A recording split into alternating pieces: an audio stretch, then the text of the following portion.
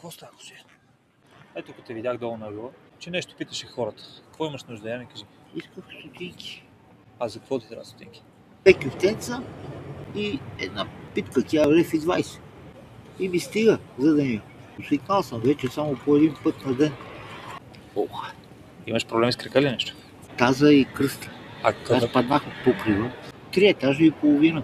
Те ме наместиха хората, обаче пак си остана по-къс. А къде нощуваш? На Централна гара. Защо така се наложил да нямаш дом? Защото работех тук при една фирма. Аз имах квартира. А днеска ще платят, а утре ще платят. Ело до ден днешен нищо. И аз разчитах на тия пари. Няма откъде да взема. Колко време си навън? 10-15 дена. Иначе аз имах квартира. И там си ми беше добре. Няма ли някъде къде да отидеш близки нещо? Нямам никой, сам съм.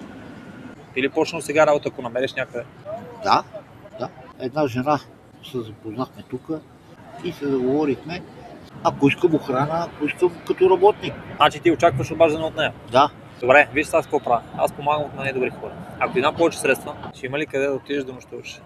И трябва да ида на нощувки. Искам ти дам от най-добри хора 500 лева, за да мога да ти помогнем. Не съм психологичен. Никой ще появи такива пари. Не ме се разстройваш. Виждам, че имаш нужда, хора сме, да си помагаме, нали така? Да. Още утре взимам квартира. Да не съм по улиците. Радвам се много, че се запознахме.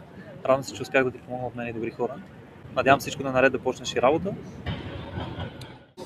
Ти имам да ям. Да ти помогна да станеш.